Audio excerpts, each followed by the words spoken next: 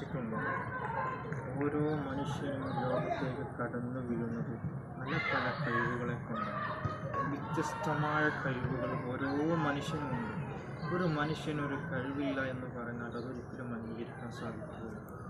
ഓരോ മനുഷ്യനും വ്യത്യസ്തമായ കഴിവുകളുണ്ട്. നിങ്ങളൊരു പേന എടുക്കുക, ഒരു പുസ്തകവും എടുക്കുക, ഇന്ന പുസ്തകവും ഒരു പേപ്പറും എടുക്കുക, എന്നിട്ട് ഒന്നു മുതൽ അങ്ങ് എഴുതാൻ തുടങ്ങുക.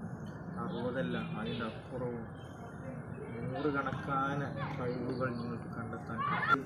നിങ്ങൾക്ക് കഴിവില്ലാത്ത മേഖല ഏതെന്ന് നോക്കുക, പരിശോധിക്കുക. ആ മേഖലയിൽ കോൺസെൻട്രേഷൻ, ശ്രദ്ധ പുലർത്തുക.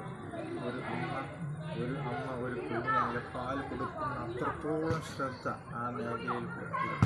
നിങ്ങൾക്ക് ഉയരാൻ പറ്റും. ഓരോ മനുഷ്യനും കഴിവ് ആർജിച്ചല്ല മുന്നോട്ട് പോകും. തൻ്റെ കഴിവുകൾ പരിപോഷിച്ചാണ് ഓരോ മനുഷ്യനും ഉയരങ്ങളിലേക്ക് എത്തുന്നത്. നിങ്ങളുടെ അനുഭവത്തിൽ നിങ്ങൾ ഈ കാലം അത്രയും ജീവിച്ച ഈ ജീവിതത്തിനിടെ നിങ്ങൾക്ക് ഒരുപാട് ആളുകളെ ഉയർന്ന നിലയിലെത്തിയ ഒരുപാട് ആളുകൾ നിങ്ങൾക്ക് കാണാൻ പറ്റും.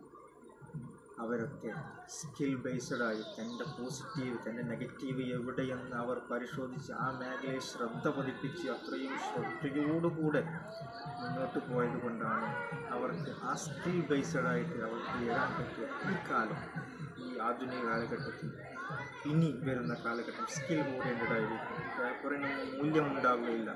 2028 അല്ലെങ്കിൽ 2033 സ്കിൽ ഓറിയൻറ്റഡായിട്ട് മാത്രമേ ജീവിക്കാൻ കഴിയുള്ളൂ. അവന് മാത്രമേ ഈ ലോകത്ത് നിലനിൽക്കാൻ, മുന്നോട്ട് ഒരു നിലനിൽപ്പ് സാധിക്കുകയുള്ളൂ.